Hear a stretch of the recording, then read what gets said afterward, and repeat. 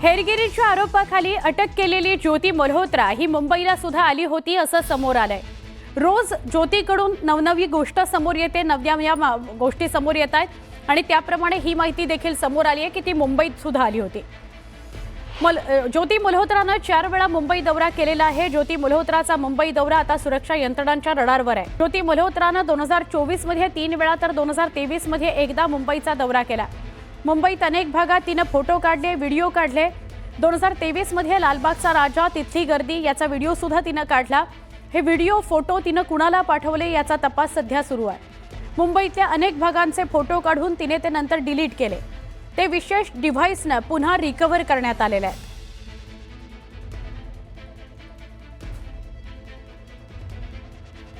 आपण थेट बोलणार आहोत आमच्या प्रतिनिधी प्रणाली कापसे यांच्याशी। प्रणाली, ज्योतीकडून रोज नवनवी माहिती समोर येते, ती कुठे कुठे जाऊन आली आणि त्याचं लिंकेज काय हे तपासलं जातंय। ती मुंबईमध्ये सुद्धा 4 वेळा आली होती, काय अधिक सांगाल? मुंबई ही कायमच अतिरेक्यांच्या टार्गेटवर असलेलं शहर आहे आणि या शहरामध्ये सुद्धा ज्योतीनं तब्बल 4 वेळेला प्रवास केलेला होता। 4 वेळेला तिची व्हिजिट झालेली आहे मुंबईला आणि त्यातली व्हिजिट 3 महत्त्वाच्या भेटी ज्या आहेत या तर गेल्या वर्षीच म्हणजे जुलै 2024 पासून ते नोव्हेंबर 2024 दरम्यानच्या कालावधीमध्ये झालेल्या आहेत आणि त्याहीपेक्षा महत्त्वाचा हा तोच कालावधी आहे जो मुंबईमध्ये सणासुदीचा कालावधी असतो। महाराष्ट्रामध्ये या कालावधीमध्ये गणपती असेल, नवरात्र उत्सव असेल, दिवाळी असेल, हे मोठ्या उत्साहात साजरे होणारे सण आहे। या सणासुदीच्या कालावधीमध्ये ज्योतीनं मुंबईमध्ये 3 वेळेला व्हिजिट केलेलं आहे। गेल्या वर्षी याच कालावधीमध्ये निवडणुकीची धामधूम सुद्धा होती आणि त्यामुळे अतिशय महत्त्वाच्या कालावधीमध्ये तिनं मुंबईमध्ये व्हिजिट केलेली आहे। गर्दी, गोंधळ, गडबड अशा कालावधीचा तिने फायदा घेऊन मुंबईतल्या अनेक सेन्सिटिव्ह ठिकाणे जी आहेत तिथं तिनं शूटिंग सुद्धा केलेलं आहे। त्याचे काही व्हिडिओज जे आहे ते सुद्धा सुरक्षा यंत्रणेच्या हाती आलेले आहेत।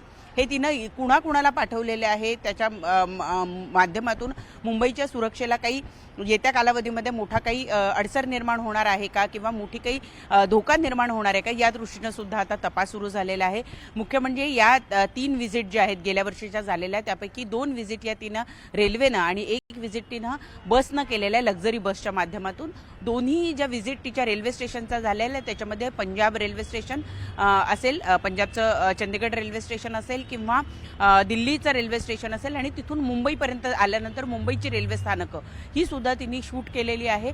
त्यामुळे आता हे जे हायली सेन्सिटिव्ह असे जे भाग आहेत, रेल्वे स्थानकं असेल, लालबागचा राजा असेल किंवा गेल्या वर्षीच्या कारकिर्दीमध्ये तिनं मुंबईतल्या काही महत्त्वपूर्ण हॉटेलमध्ये तिचा थांबली सुद्धा आहे। तर या सगळ्या गोष्टी ज्या आहेत त्या आता सुरक्षा यंत्रणेच्या रडारवर आलेल्या, त्यांच्याकडनं माहिती गोळा करणं, कुठकुठल्या बाबी तिने शूट केलेल्या आहे त्या शोधून काढणं हे सुद्धा आता सुरक्षा यंत्रणेच्या रडारवर असल्याचं आपल्याला बघायला मिळतं। नक्की नक्की प्रणाली, धन्यवाद, आपण सविस्तर माहिती दिली त्याबद्दल।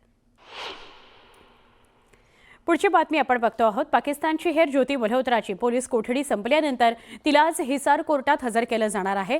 हजर केल्यानंतर ज्योतीची कोठडी वाढवून मागितली जाण्याची शक्यता आहे। हिसार पोलिसांचं निवेदन, ज्योती काही पाकिस्तानी गुप्तहेरांच्या संपर्कात होती आणि त्यांना काही माहिती पुरवली गेली। पोलिसांनी ज्योतीकडून 3 मोबाईल फोन आणि 1 लॅपटॉप जप्त केला आहे। काही इलेक्ट्रॉनिक डिव्हाइसेस जप्त केलेली आहेत ज्याची फॉरेन्सिक तपासणी सुरू आहे। केंद्रीय यंत्रणांनी सुद्धा ज्योतीची चौकशी केली आहे। ज्योतीच्या 4 बँक खात्यांची चौकशी सुरू आहे। सूत्रांनी दिलेल्या माहितीनुसार माझ्याकडे वकील करण्याकरता पैसे नाहीत, सरकारने वकील उपलब्ध करावा असं ज्योतीच्या वडिलांनी म्हटलेलं आहे, तशी मागणी केलेली आहे।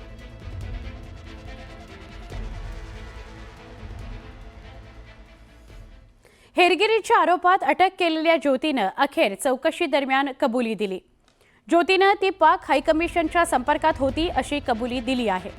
व्हॉट्सॲप, स्नॅपचॅट आणि टेलिग्राम सारख्या सोशल मीडिया प्लॅटफॉर्म्सद्वारे सतत सगळ्यांशी संपर्कात राहिल्याची कबुली ज्योतीनं दिली आहे। शाकीरशी वारंवार चॅटमधून देशविरोधातील माहिती दिल्याची कबुली गद्दार ज्योती मल्होत्रानं दिली आहे। तसंच दानिशच्या मदतीनं केलेल्या पाकिस्तानच्या 2 फेऱ्या मारल्याचं ज्योतीनं म्हटलंय।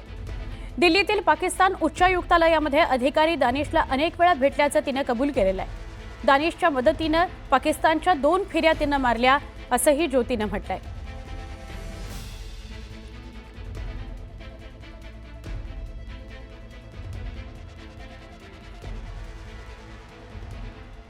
दरम्यान पाकसाठी हेरगिरी करणाऱ्या ज्योतीला पाकिस्तानकडून कोणकोणत्या देशात जाण्याकरता फंडिंग केलं गेलं होतं ते आपण बघणार आहोत.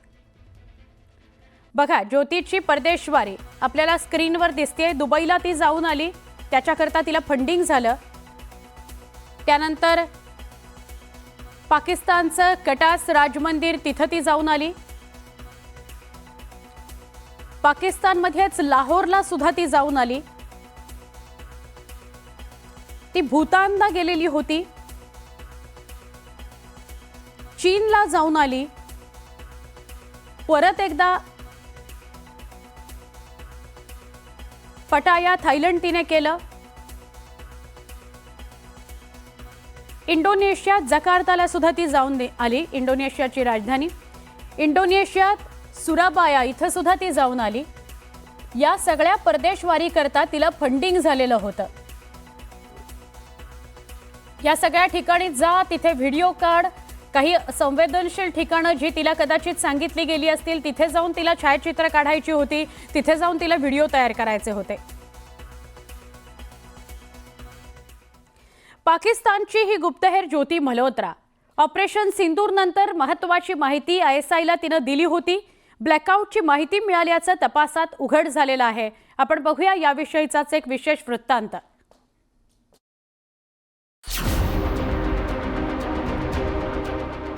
ज्योती मल्होत्रा ट्रॅव्हल ब्लॉगच्या निमित्तानं पाकिस्तानात अनेकदा गेली. इतकंच नाही तर इतर देशांमध्ये जाऊन ज्योतीनं ट्रॅव्हल ब्लॉग केला. मात्र ज्योतीचा खरा उद्देश हा फक्त हेरगिरी करणं हाच होता. इतकंच नाही तर पहलगाममध्ये झालेल्या दहशतवादी हल्ल्यानंतरही ज्योतीची पाकिस्तानसाठी हेरगिरी सुरू होती.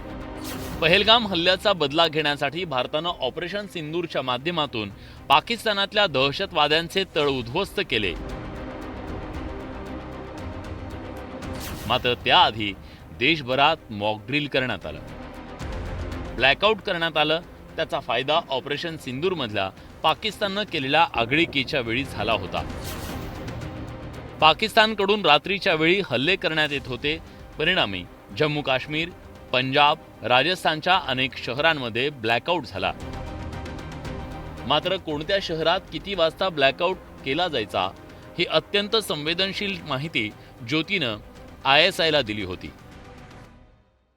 हां, तिने पुरवली असेल यामध्ये काही शंका नाही आहे. कारण तिथे जवळपास 13-14 एजंट्स NIAनी आणि IBनी ताब्यात घेतलेले आहेत. हे प्रत्येक शहरामध्ये वेगवेगळ्या ठिकाणी होते, वेगवेगळ्या शहरांमध्ये. तिथली त्यांनी माहिती दिली असणार. ब्लॅकआउटची माहिती देण्यामध्ये 2 गोष्टी शत्रूला कळतात. एक म्हणजे त्या शहरातला सिव्हिक सेन्स किती मोठा आहे, की सर्वीकडे ब्लॅकआउट झालेला आहे का, काही ठिकाणी चालू आहे, लाईट चालू आहेत, लोक कसं किती सिरियसली ब्लॅकआउटला घेतात आहेत. ज्योती मल्होत्रानं ISIच्या संपर्कात असल्याची कबुली तपासात दिली आहे. इतकंच नाही तर पाकिस्तानच्या हायकमिशनच्या संपर्कात असल्याची माहिती ज्योतीनं दिली. YouTube चॅनलचे सबस्क्रायबर वाढवण्यासाठी, लाईक वाढवण्यासाठी हेरगिरीच्या जाळ्यात अडकल्याचा कांगावा ज्योतीनं केला. मात्र हल्ल्याच्या वेळी ब्लॅकआउटची माहिती देण्याचं ज्योती मल्होत्राचं कृत्य देशद्रोही आहे. त्यामुळे ज्योतीला कठोरात कठोर शिक्षा करण्याची गरज आहे. Bureau report, news 18 Lokmat.